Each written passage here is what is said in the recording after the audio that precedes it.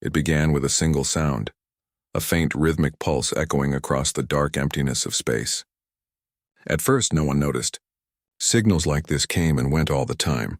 Stray frequencies, lost transmissions, echoes of old satellites. But this one was different. It repeated every 30 seconds. Perfectly timed. Perfectly clear. And most importantly, it carried a universal distress code, a SOS.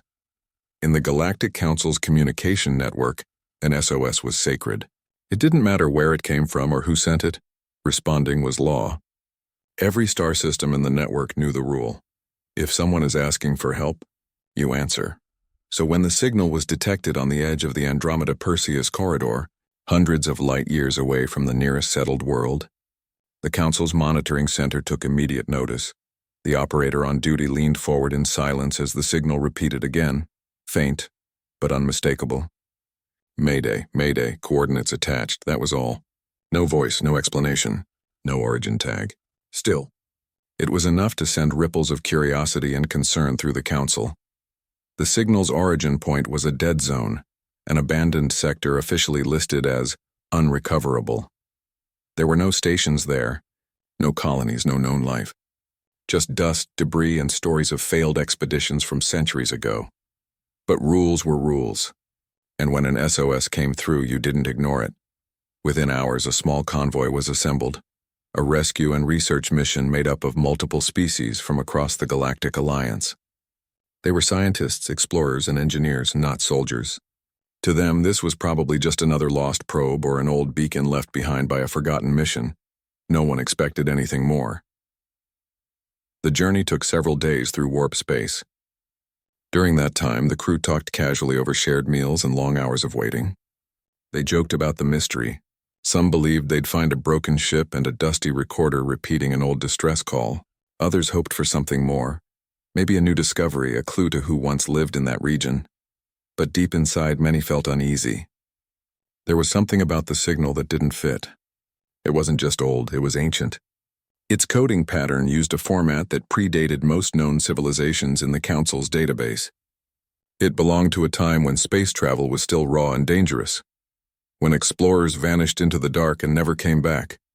Even stranger, the frequency carried a faint layer beneath the distress code, something almost like a heartbeat repeating in perfect sync. It wasn't part of the original message. It was as if the signal itself was alive.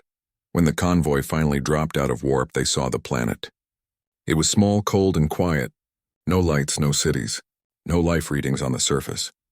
Just endless plains of dark rock covered in storms that glowed faintly blue from electrical discharge. The lead pilot ran another scan. Signal's still active. It's coming from the southern hemisphere, about 300 kilometers below the atmosphere. The commander frowned. Underground? No one answered. They prepared for descent. The atmosphere was thin, filled with dust and static. Lightning arced across the sky like veins of light. The rescue ships broke through the clouds and descended toward the coordinates. At first, they saw nothing. Just miles of cracked ground and metallic fragments scattered across the landscape. But as the dust cleared, something began to appear.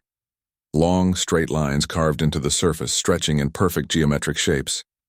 They weren't natural. They were made by hands, and at the center of those lines stood a tower, half buried, half standing, made of metal so old it looked fossilized. The SOS beacon was coming from there. The rescue team landed nearby and stepped out into the storm. The air was breathable but heavy, carrying a metallic taste. Every footstep echoed strangely. One of the engineers pointed to a broken symbol etched on the tower's side. It wasn't alien. It wasn't from any modern language. It was English. They didn't know what it meant at first, but the Council translator quickly ran it through old archives. The translation came through seconds later. Earth Outpost 9. The group went silent. Earth. The word carried weight, a legend more than a reality. Many in the galaxy had heard of the humans, but few had ever met one. Their homeworld was said to be lost long ago, destroyed, abandoned, or hidden after a series of ancient wars. The last recorded trace of human activity dated back thousands of years. So why was there a human outpost here, and why was it still active? The team entered the tower. Inside, the structure was dim and filled with dust. Old machines hummed faintly in the background, still running after centuries. It was eerie, too quiet, too untouched.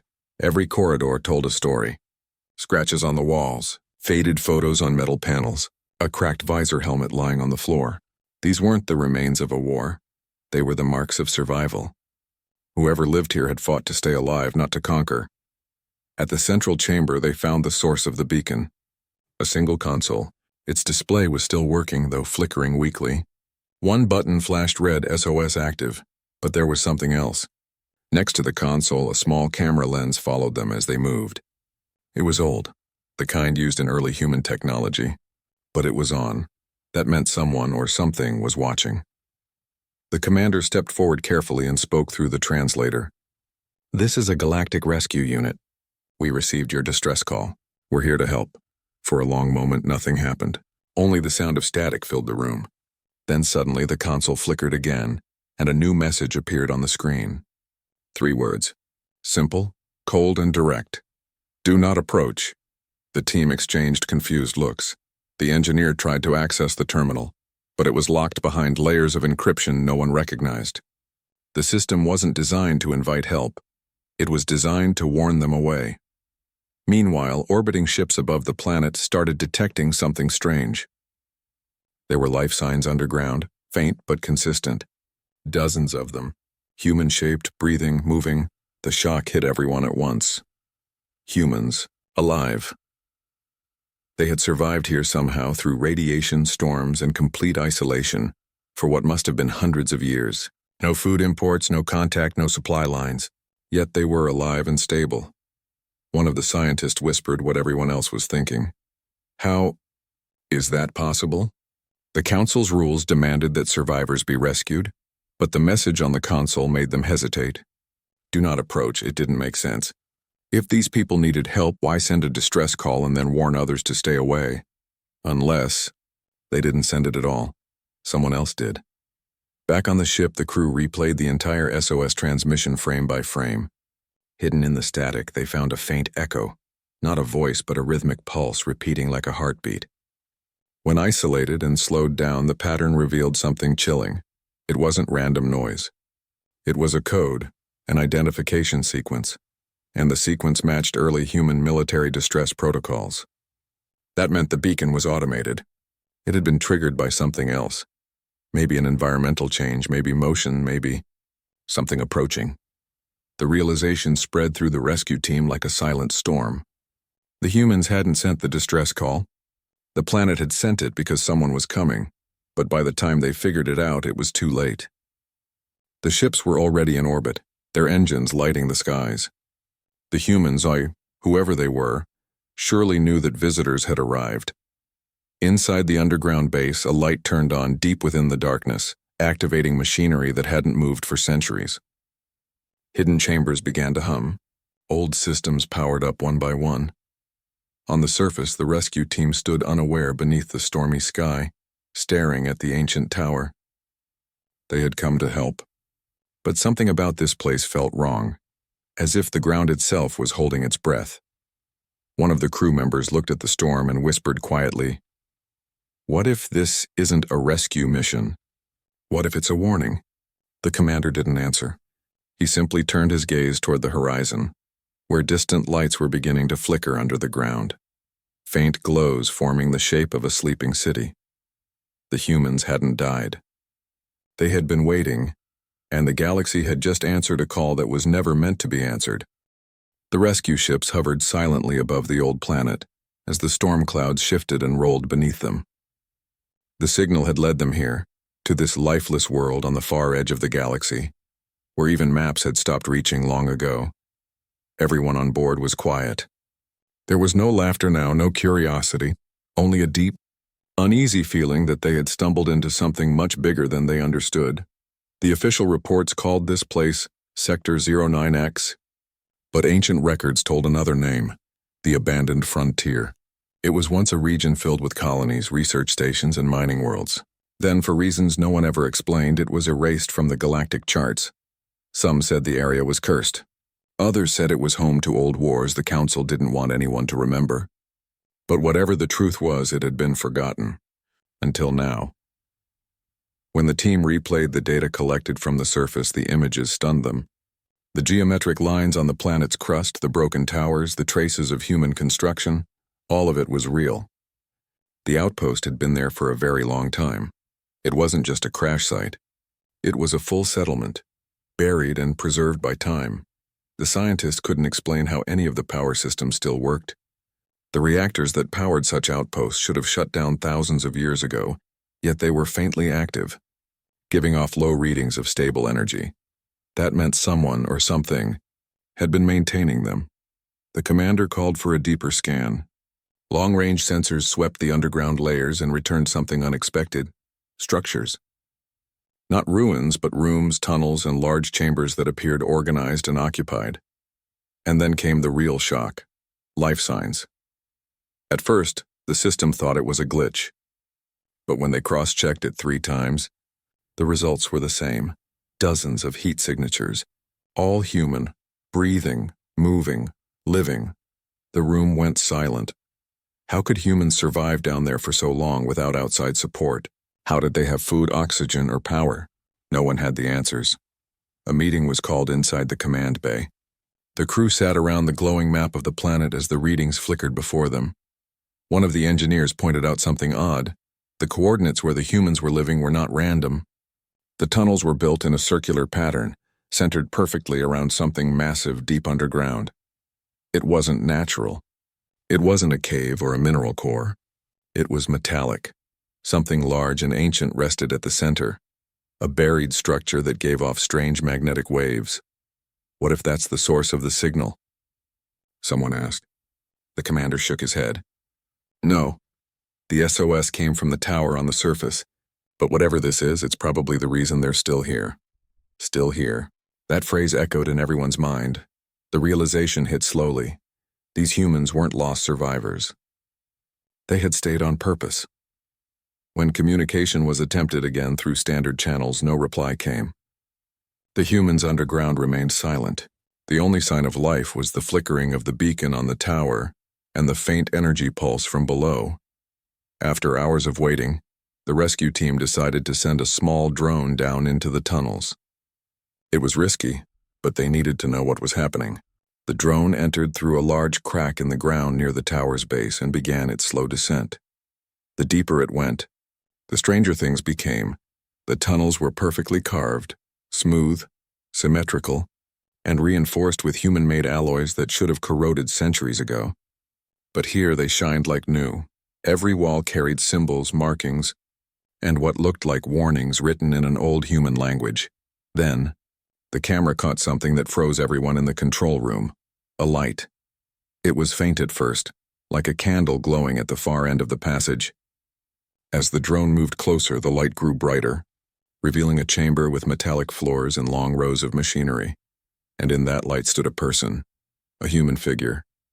Tall, calm, wearing old-style gear and holding a handheld light source. The figure didn't move toward the drone. It only turned its head slightly and looked directly into the camera. For a few seconds, no one breathed. The human raised a hand, not in greeting, but in warning, and then motioned downward, as if saying, "Stay away." The screen went black. Connection lost. No one spoke for a full minute. The silence felt heavier than gravity. Then the communications officer broke the tension. "We have confirmation," he said quietly. "They're alive. Alive." After thousands of years, humans still existed in the galaxy, but this wasn't the reunion anyone expected. If they were alive, why didn't they want help? Later that night, as the rescue team rested in shifts, the second officer sat by the viewport staring at the planet. It looked peaceful from space, almost beautiful. The storms had calmed and small flashes of light glimmered under the surface, faint, steady, almost rhythmic. They weren't random. They pulsed in perfect patterns, as if the planet itself was breathing. The officer recorded the light sequence and ran a quick analysis. The result left him stunned. The rhythm matched the same hidden heartbeat pattern inside the original SOS transmission. It wasn't just a coincidence. The signal and the planet were connected. That meant the humans weren't just living down there, they were protecting something. Meanwhile, the Council Command Center received updates from the rescue team. Officials debated what to do next. Some believed they should withdraw immediately. The mission was too risky.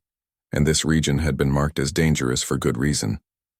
Others argued that finding living humans was one of the greatest discoveries in galactic history, and leaving without contact would be unforgivable. The final decision came hours later. They would stay but proceed carefully. No more drones. No direct entry into the tunnels. Instead, they would continue scanning from orbit and collect as much data as possible. Back on the surface, the team followed orders and waited. But as the hours passed, they noticed small changes. The beacon's red light, which had been blinking steadily, began to slow down. Then it stopped completely. The console that once displayed SOS active now showed a new message. Stand by. No one touched the system. It changed on its own. Inside the command ship, tension grew. The scanners began picking up faint energy spikes from underground. Massive, coordinated movements, as if entire sections of the tunnels were coming online. The operator whispered, "They're activating something." And then, for the first time, a transmission came through. It wasn't from the beacon. It was from below the surface. The voice was calm, old, and steady. It spoke in a universal tone, translated instantly by the system. "To whoever received the call, you shouldn't be here." The commander stepped forward, heart racing. "We came to help," he said. "We thought you were in danger." The voice replied, slower this time. "You are the ones in danger." The signal was never meant to be answered. Static filled the air, and then the connection ended. The team didn't know what to think. Were the humans protecting themselves from outsiders, or protecting outsiders from something else? Outside the ship, the planet's magnetic field began to shift. Instruments went wild, readings spiking far beyond normal levels. The storm cloud started glowing from underneath, lit by something deep within the crust. Every scanner on the rescue ship began flashing the same warning. Unidentified energy source, power surge detected. It looked as if the entire planet was waking up. The crew stood at the windows, watching the faint lines of light spreading across the ground like veins of gold. It was beautiful and terrifying. One of the scientists whispered softly, "Maybe this place wasn't forgotten by accident. Maybe they buried it for a reason." The next few hours passed in tense silence. The energy readings grew stronger, but the humans below remained quiet. They made no move toward the surface, no sign of aggression, no attempt to communicate further. The rescue team waited for orders from the council, but none came. It was as if even the higher command didn't know what to do. Then, just as suddenly as it began, the energy readings stopped. Everything went quiet again. The storms faded, the lights dimmed, and the beacon shut off completely. The planet returned to stillness. It was as though it had gone back to sleep, waiting, watching, patient as ever. As the rescue convoy prepared to retreat, the commander looked down one last time. The outpost was still there, standing strong against the storm. He couldn't shake the feeling that this wasn't the end, that they had just brushed against something ancient and powerful, something that had waited in silence for longer than anyone could imagine. The humans weren't lost survivors. They were guardians, and whatever they were guarding down there was something the galaxy was never meant to find. The rescue team stayed in orbit longer than planned. They didn't want to leave, but they didn't want to go any closer either. Something about the planet kept them uneasy. It wasn't dangerous in the normal sense, but it felt wrong. Too quiet, too alive. Every hour someone would check the sensors again, hoping for a new signal from below, but nothing came. The humans underground had gone completely silent. The last words they heard, "You shouldn't be here," echoed through everyone's mind. The commander sat alone near the large viewing window, looking down at the surface. Storms swirled softly across the gray plains, lightning occasionally flashing between the clouds. In those flashes, he could almost see the outline of the ancient structures buried beneath the dust. They weren't ruins. They were still working. The more they studied the data, the clearer it became, and the outpost below wasn't broken or abandoned. It had been maintained carefully over the centuries. Systems were stable. Air was clean. Power levels stayed constant. And that meant someone was making sure everything ran perfectly. Inside the ship's control room, one of the younger technicians had been reviewing hours of recorded footage from the drone that had gone missing earlier. Most of the footage was static, but at one point for a split second the image came through clearly.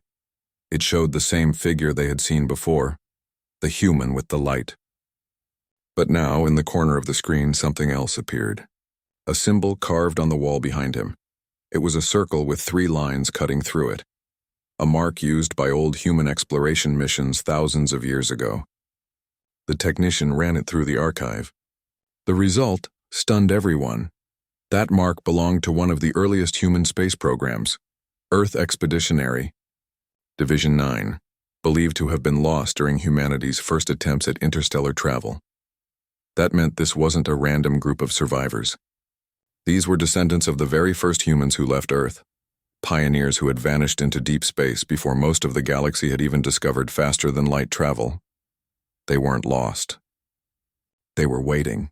The discovery spread quickly through the council channels. Everyone wanted to know how they had survived this long. Some believed the humans had evolved or adapted biologically to harsh conditions. Others thought they had access to ancient technology, far beyond what was currently known. But no one could explain why they had chosen to remain hidden.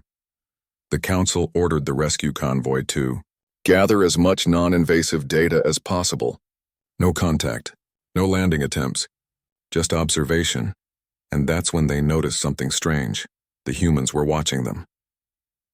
At first, it was small things, tiny reflections caught on the surface of the planet that moved in ways natural light shouldn't.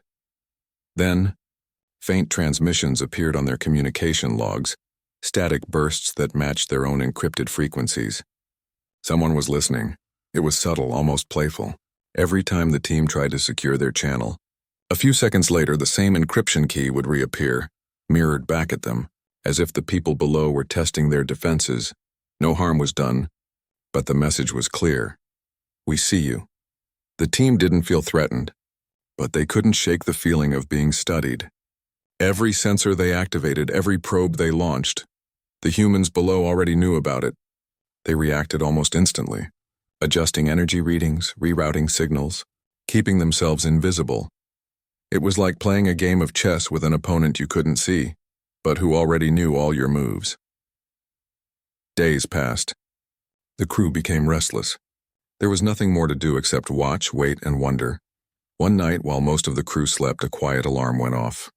The surveillance deck detected heat signatures on the surface. Human-sized figures walking in groups of 2 or 3, moving toward the old tower. The commander rushed to the control room. The external cameras zoomed in, and there they were. Real humans walking calmly through the dust. Their suits were unlike anything seen before, not metallic or digital, but made of some material that looked part cloth, part armor. Their movements were smooth, unhurried, purposeful. They reached the base of the tower where the SOS beacon had once flashed. One of them knelt down and began to adjust the panel. Another stood guard, scanning the horizon. After a few minutes, the light on the tower blinked once, then twice, and turned blue. A few seconds later, the rescue team's main console received a new transmission.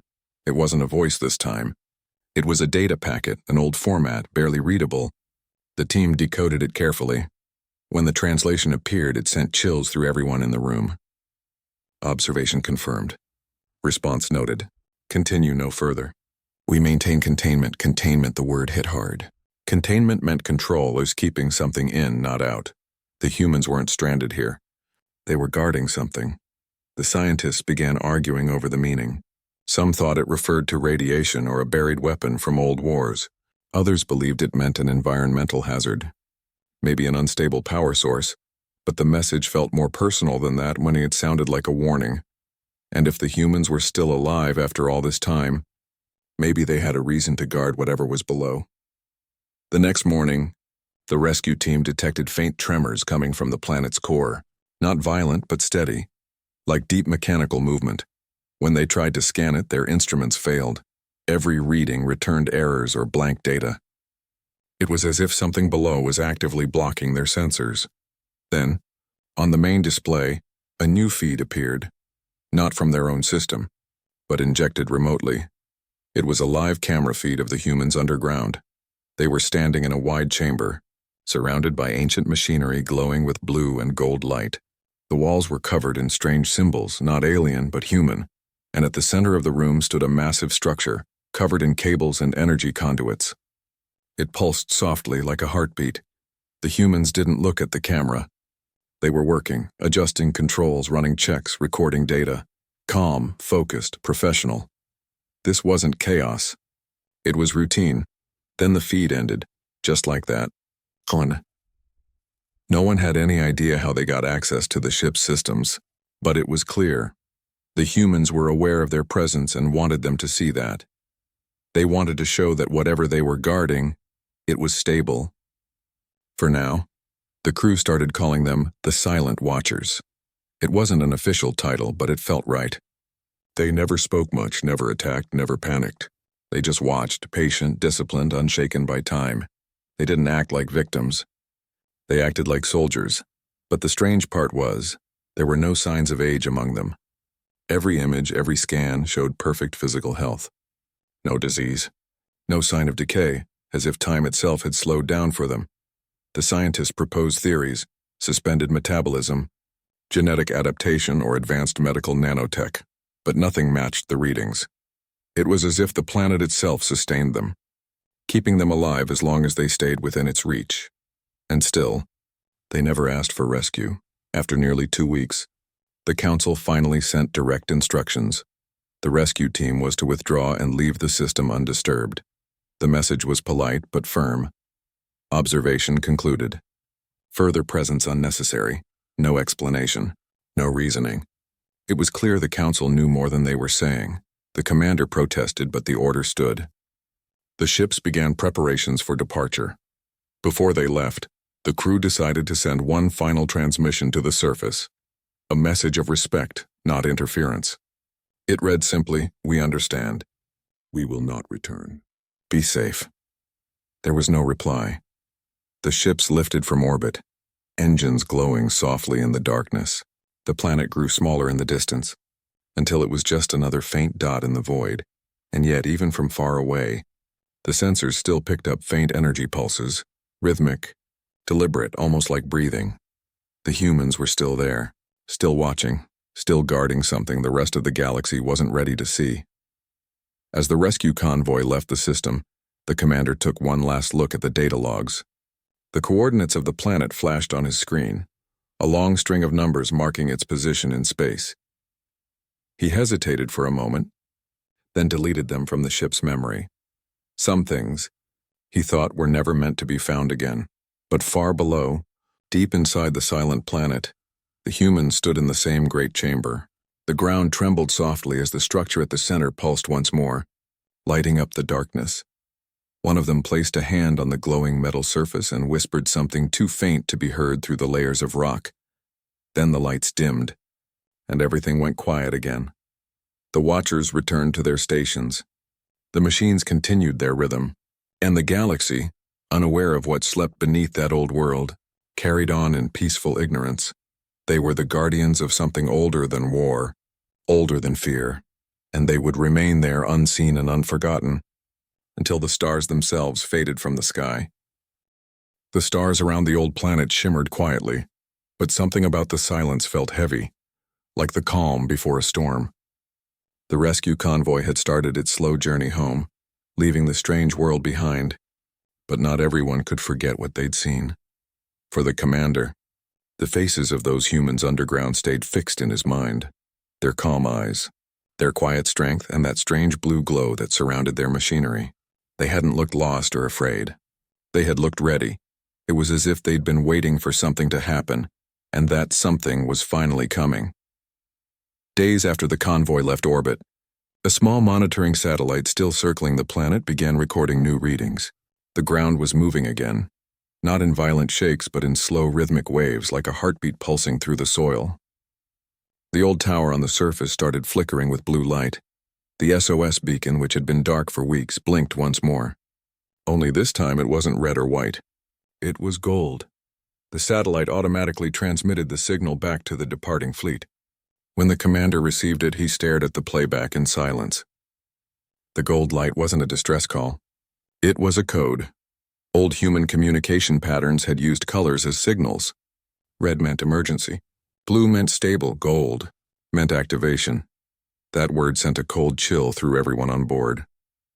Back on the planet, deep under the crust, The humans had gathered in their main chamber, the same vast space that held the pulsing core of energy. The machinery around them had begun to hum louder than before. Walls glowed faintly as if waking from sleep. They weren't panicking. They moved with practiced calm. Each person took a position, checking instruments and repeating quiet reports. It was routine for them, something they'd done many times before. Above ground, the air began to change. The clouds parted, showing the dark sky beyond. For the first time in centuries, sunlight touched the towers that stood across the barren landscape. The planet seemed to take a breath from space.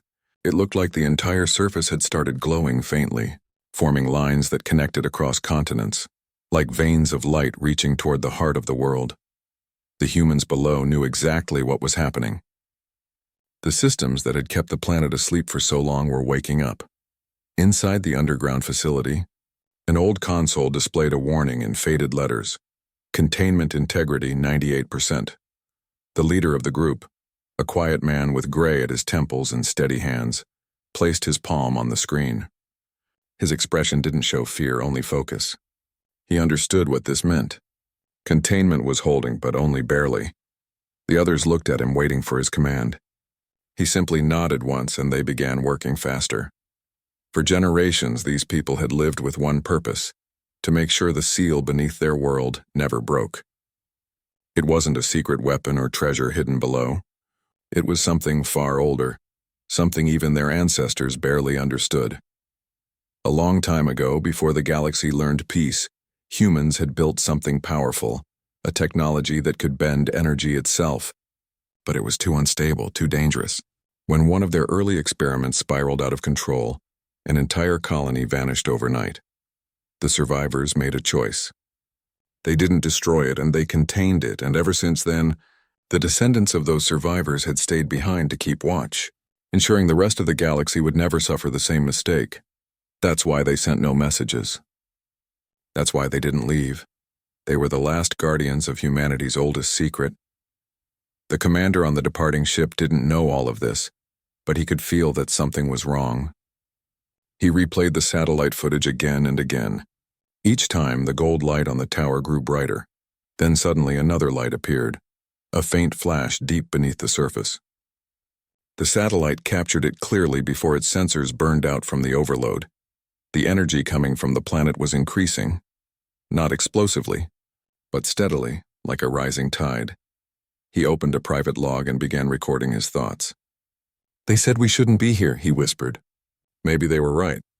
Maybe the signal wasn't for us at all. Maybe it was to warn something else. His voice trembled slightly as he looked out the window.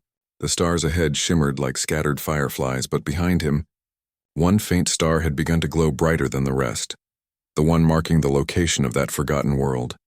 It wasn't supposed to glow at all. Back on the planet, deep underground, the humans worked tirelessly. The energy readings rose higher with each passing minute. The ancient structure, the core, pulsed brighter and brighter. One of the younger workers glanced up. "It's starting early," she said quietly. The older man nodded. "Then we follow the procedure. No panic. No shouting. Only calm focus." They activated old containment fields, aligning mirrors and energy converters that redirected the flow of power back into the planet's magnetic field. Blue light shimmered across the walls as massive machines hummed in harmony. But something was different this time.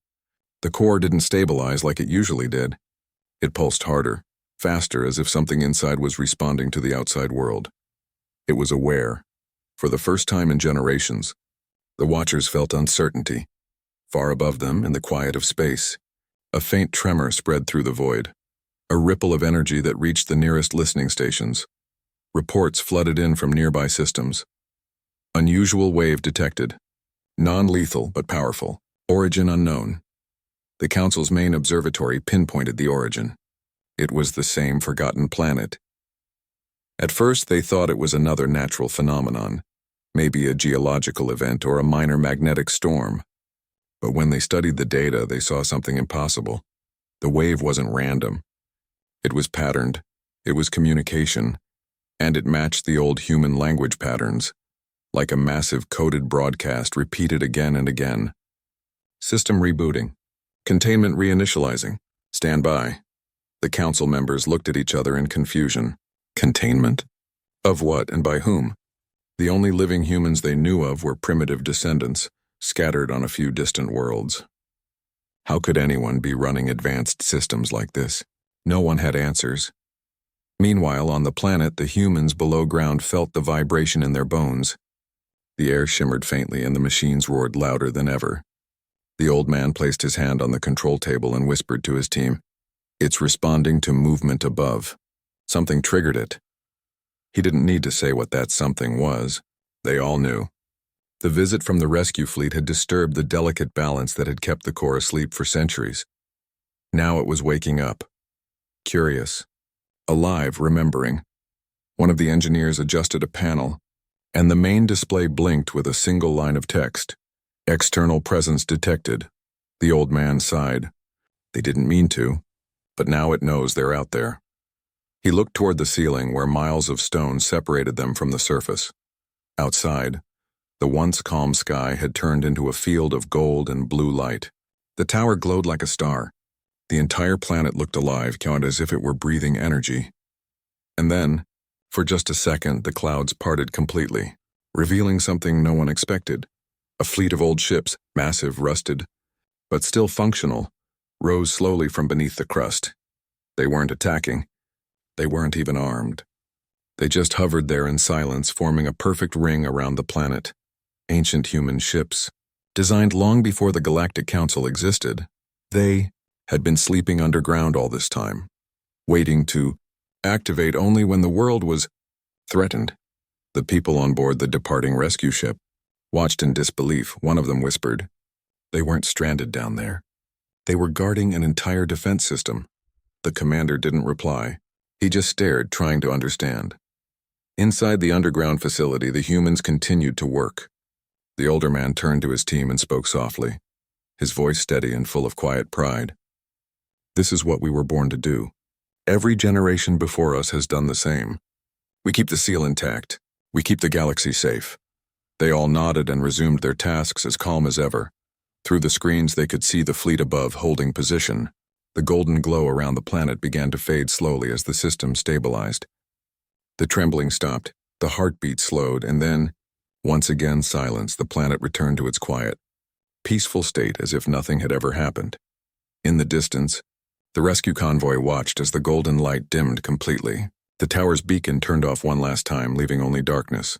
No message followed, no explanation, just the same endless stillness that had covered that world for centuries. The commander closed the data logs and whispered softly, "They handled it. Whatever it was, they handled it."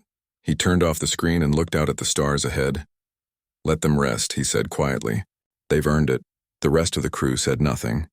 There was nothing left to say. They all understood now. The humans below weren't forgotten relics of the past. They were the silent guardians of the present, protecting everyone else from something the galaxy wasn't ready to face.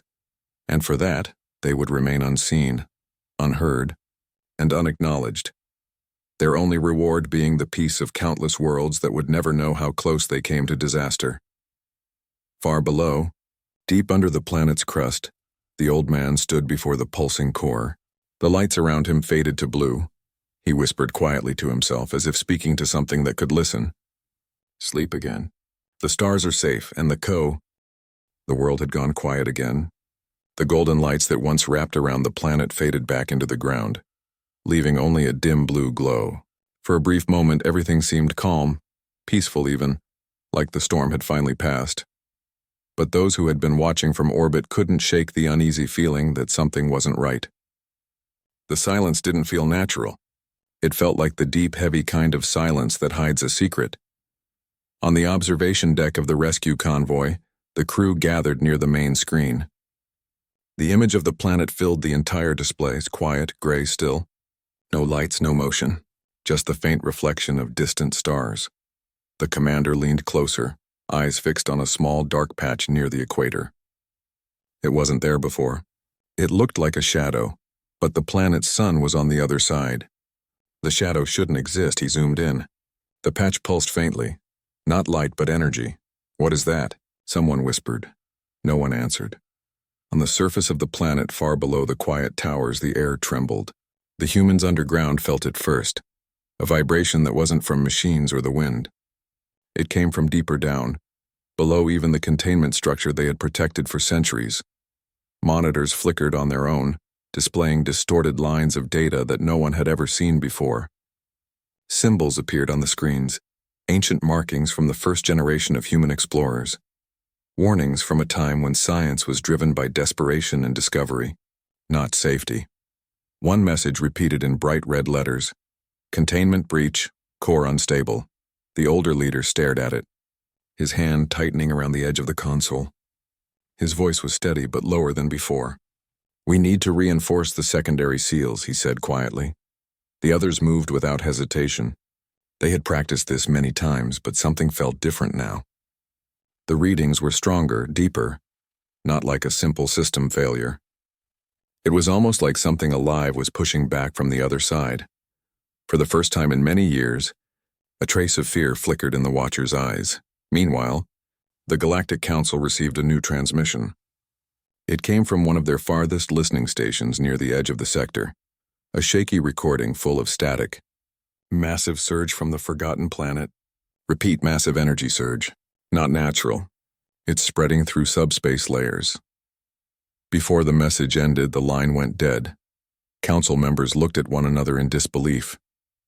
One of them leaned back in his chair and whispered, "They said it was just a relic world. How can it generate this kind of power?" Another shook his head. That planet was human. Never underestimate what they left behind. No one in the room spoke after that. Back underground, the humans worked fast. Walls vibrated as if something beneath was pushing upward. The old leader stood in the control chamber, watching the energy readings climb higher. "Seal the upper vents," he said calmly. "Redirect the overflow to the outer fields." One of the technicians hesitated. "If we do that, the surface might destabilize." The old man's eyes stayed on the monitors. "It already has." The lights flickered. For a second, everything went dark. Then a low hum filled the entire chamber. Deep, almost like a voice too low to understand. The younger crew members froze. "Did you hear that?" one whispered. The old leader nodded slowly. "Yes, it's awake." Up in space, the rescue convoy detected a new signal. It was faint at first, then grew clearer. It wasn't a message in words, but a sequence of tones, low, rhythmic pulses echoing through the radio bands. The commander listened carefully. He felt a chill move down his spine. It sounded almost like a heartbeat. One of the analysts ran a quick scan. "It's coming from below the planet's surface," she said quietly. "About 30 miles deeper than the last containment layer." "How deep is that?" the commander asked. "Too deep," she replied. "That level was supposed to be solid."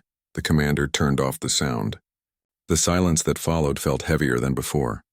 Below, the humans had sealed every corridor leading to the lower levels. Heavy doors locked with metallic thuds. Emergency lights bathed the hallways in a soft red glow. The leader stood before the final gate holding a handheld monitor. The readings jumped wildly, impossible to interpret. A faint cracking sound came from the floor. The ground shifted slightly, not enough to cause collapse, but enough to remind everyone that the planet was not just rock and metal. It was alive in its own way, reacting to what was happening inside it. The old man pressed his hand against the wall and whispered softly, "Stay still. Stay quiet." For a few moments, everything obeyed. The light steadied. The rumbling faded. The hum softened. But then a deep echoing noise rolled through the entire underground structure, like a giant exhaling after a long sleep. The walls shuddered, dust falling in thin streams from the ceiling.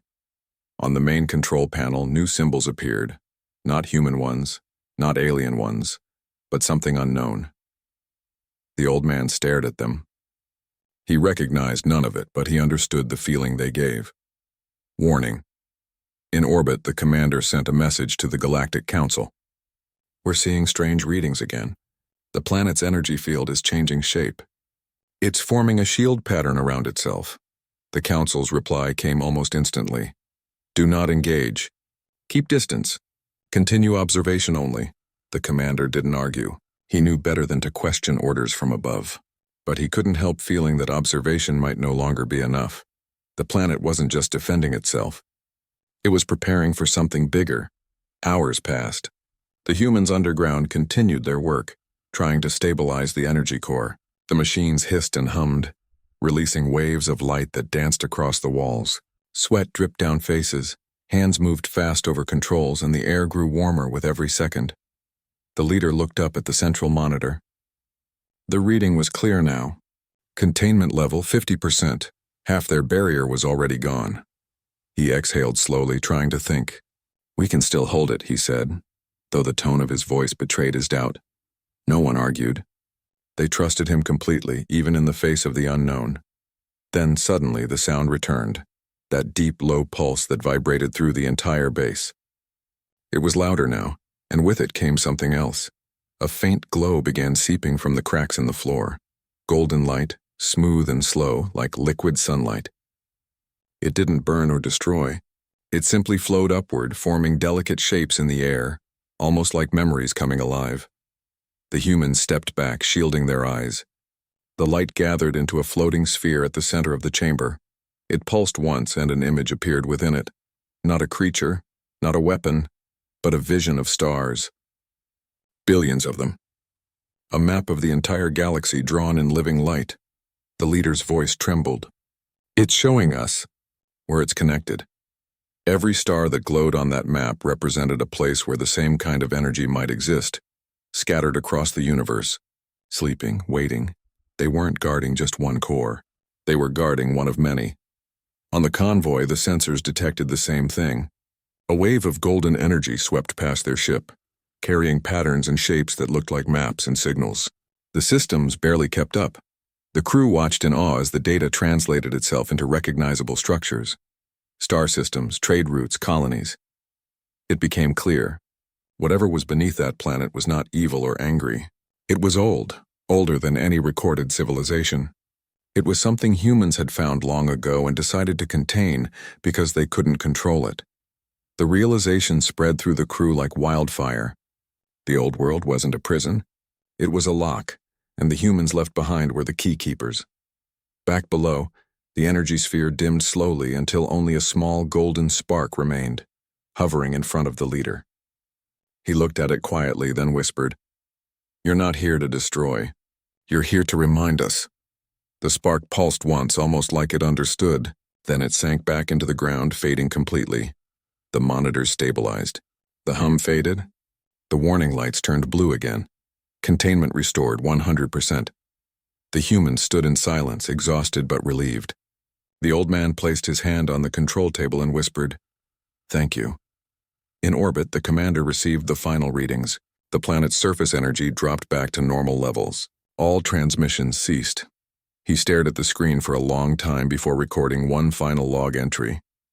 "We still don't know what they're protecting. But it's clear now. It was never a cry for help. It was a warning to stay away. And they've kept that promise for generations." He ended the log and ordered the ship to retreat.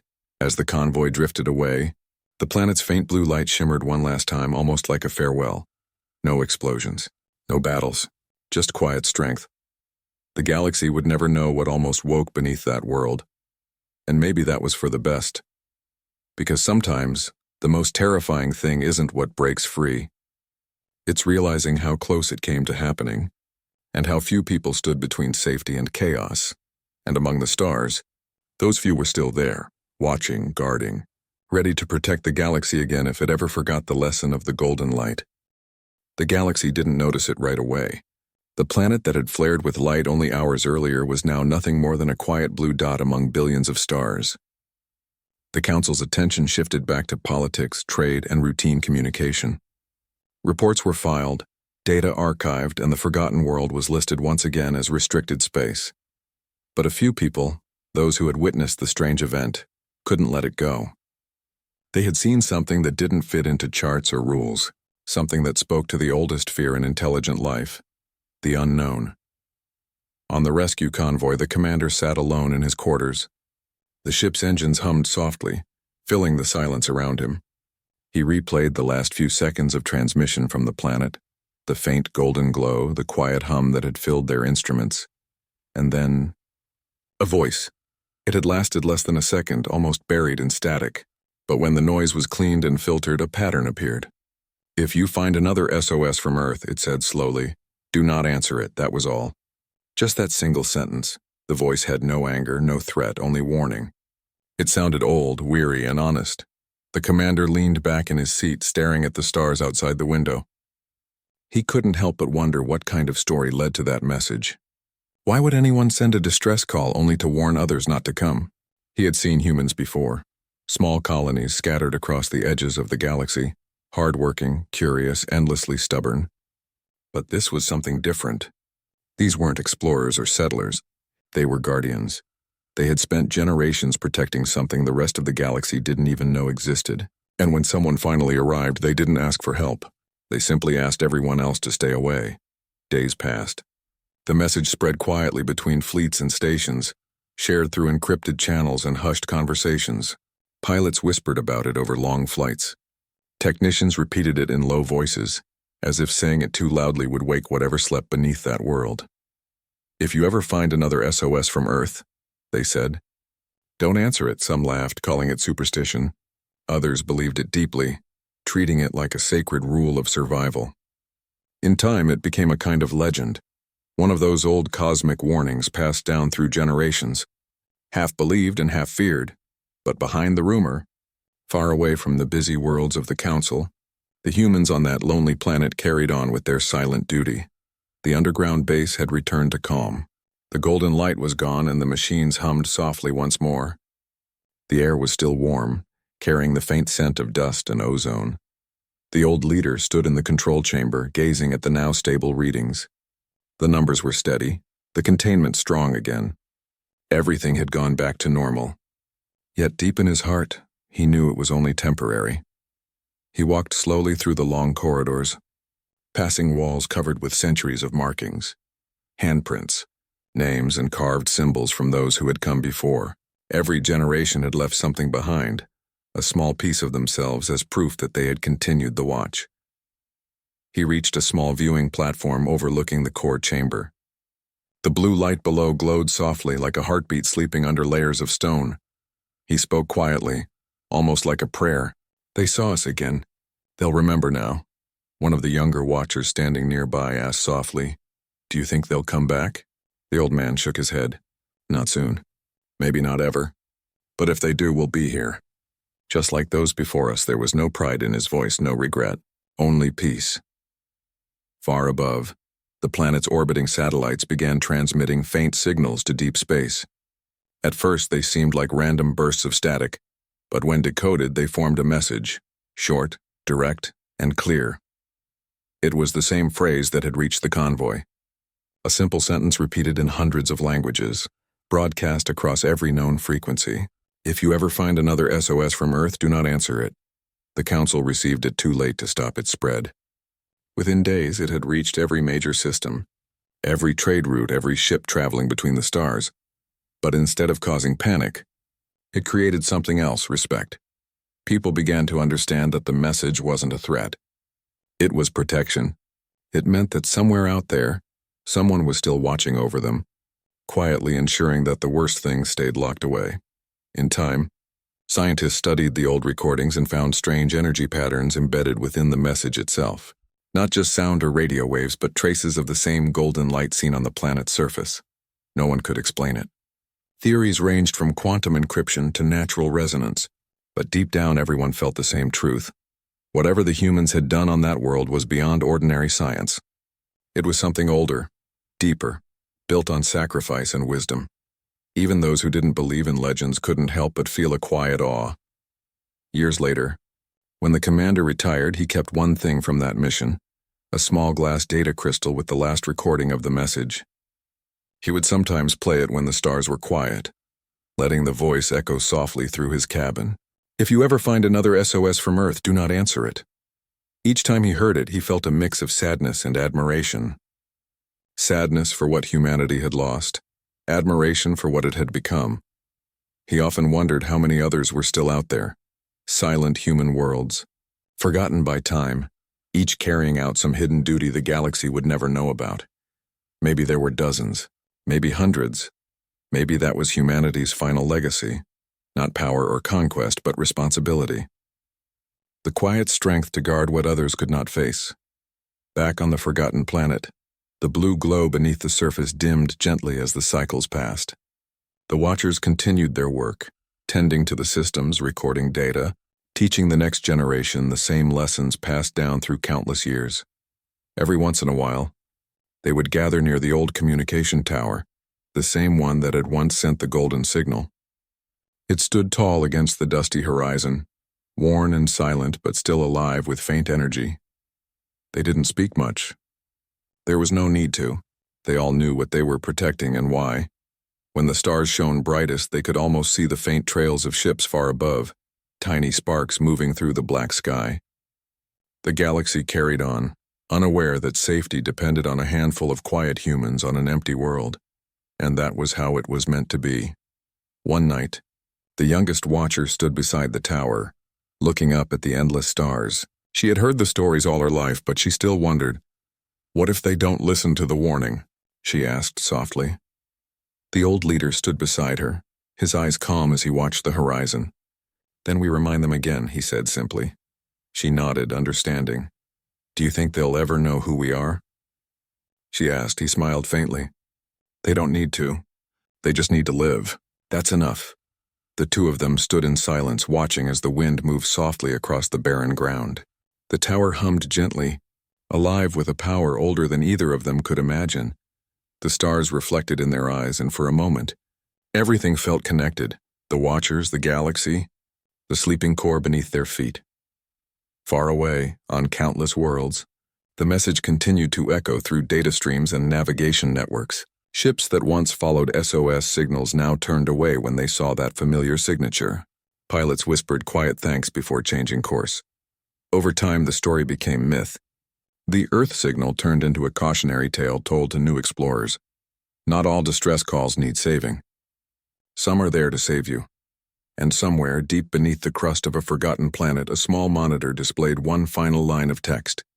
Containment stable. Guardian protocols active. The old leader smiled faintly when he saw it. He turned off the console, his hands steady and sure. Outside, the planet slept peacefully, its blue light flickering faintly like a heartbeat under the stars. In the centuries that followed, civilizations rose and fell. New species joined the council. New technologies reshaped the galaxy, but the rule remained unchanged. Whenever a signal resembling an Earth SOS appeared, no one responded. Not because they were afraid, but because they trusted. They trusted the unseen guardians who had earned the respect of an entire galaxy through their quiet courage. The humans had never asked for recognition. They had never demanded thanks. Their warning was their only message, their silence their greatest act of mercy. And though no one had seen them for ages, some believed that when the stars dimmed slightly or when a sudden golden shimmer crossed the edge of a nebula, it was them, the Watchers, checking that everything was still safe. Maybe they were right, because one night, far across the galaxy, a deep space probe recorded a faint, golden flicker on its sensors. It wasn't a voice, not exactly, but a feeling that pulsed gently through the data stream, a quiet presence whispering through the stars, carrying a single thought. The galaxy is safe.